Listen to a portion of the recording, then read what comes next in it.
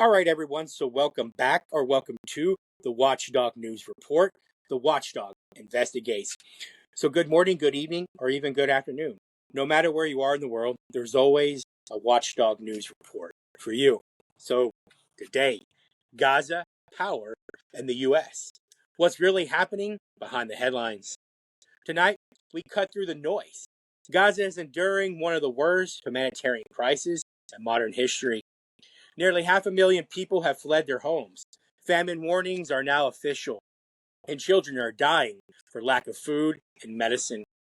At the United Nations, world leaders are voting overwhelmingly to give Palestine a voice, while Washington isolates itself. At the same time, the U.S. is fast-tracking billions in new weapon sales to Israel, while even the most vulnerable Palestinians, injured children, are blocked from entering the U.S. for medical care. The Watchdog asked this question: what is really driving U.S. policy, and are constitutional and humanitarian guardrails holding, or are they collapsing? Part 1: Gaza on the brink. Mass displacement. The Israeli Defense Forces, IDF, estimate that nearly 480,000 Palestinians have fled Gaza since late August.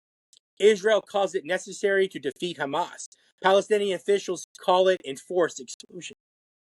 Famine confirmed. The UN's Integrated Food Security Phase Classification, IPC, declared famine already present in northern Gaza and spreading to central and southern governance. Children in crisis. The UNICEF reports that 1 in 5 children in Gaza City is acutely malnourished, with 2,700 severely undernourished. Children cut off from treatment.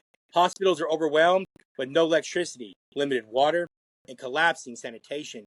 Gaza's health system is at a breaking point. The Watchdog asks, how do we explain a modern world where famine is officially declared, yet convoys of food and medicine remain blocked? Israel blames Hamas for diverting aid. Gaza officials accuse Israel of weaponizing hunger.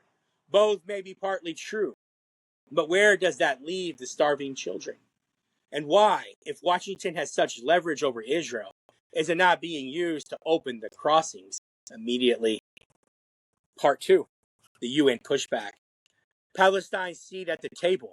On September 19th, the UN General Assembly voted 145 to 5 to allow Palestine to participate in its 80th session. The US and Israel are isolated. The only no votes came from the US, Israel, and 3 small states. Even traditional U.S. allies, including France, voted in favor. Diplomatic rift. France is preparing to recognize a Palestinian state at the UN formally. Israel has threatened retaliation, to even threaten to close French consulates.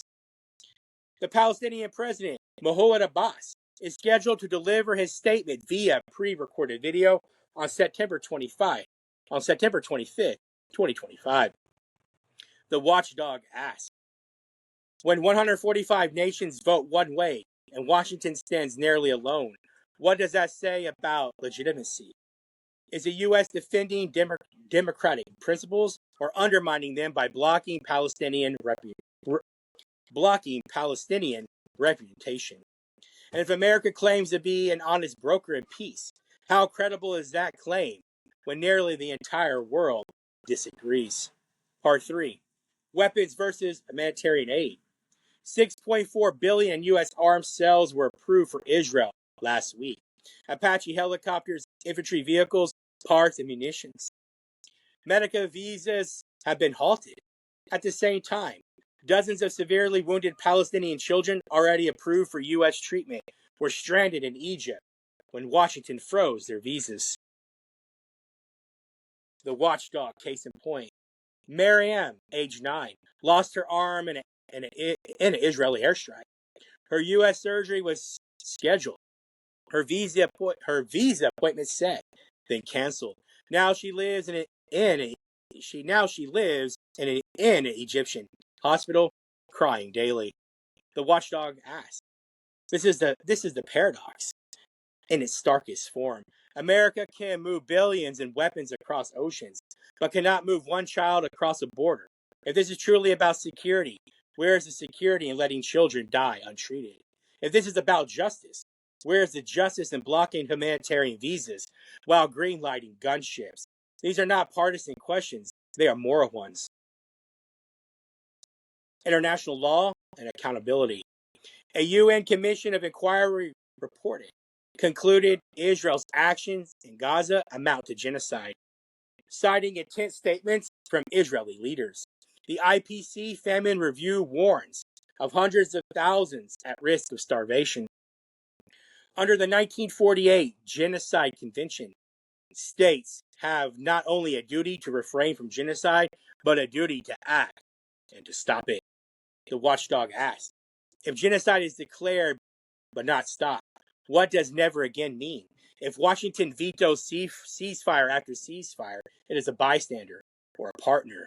And if famine is being used as a weapon in front of the cameras, how will future generations judge today's leaders, both in Israel and in the U.S.? The RAND report's warning from 2009. A RAND report analysis in 2009 included the report it reviewed and warned. Military force alone cannot resolve the Israeli-Palestinian conflict without parallel progress on rights, governance, and recognition. Security strategies deepen instability. The Watchdog asked. The RAND's work is not radical. It is establishment policy research. If even RAND has cautioned against security without justice, why does Washington continue to double down on weapons without political solutions? And if think tanks have seen this outcome for decades, is the current crisis a surprise or is it a choice? Where does the story go from here? Will famine spread across all of Gaza? Will France and others formally recognize Palestine, leaving the U.S. more isolated? Will Congress approve billions in weapons while children wait for visas? Will international law have teeth or remain just paper? The Watchdog asked. The road ahead is not only about Gaza, it's about all of us. Do we live in a world where power overrides principle, or one where law restrains even the strong? That answer will be written not just in Gaza's rubble, but in Washington's choices. As the Watchdog concludes, Gaza's suffering, Washington's contradictions, and the world's response are tied together by one thread: the struggle between power and principle.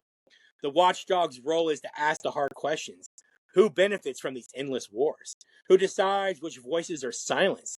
And who pays the price in Gaza and Washington and in our democracy?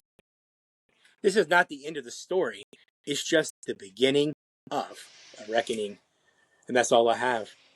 Jared Wesley Campbell with Watchdog News. Thank you all again. I'm going to start bringing back these small reports. All right. Thank you all again for following. Have a very, very blessed evening.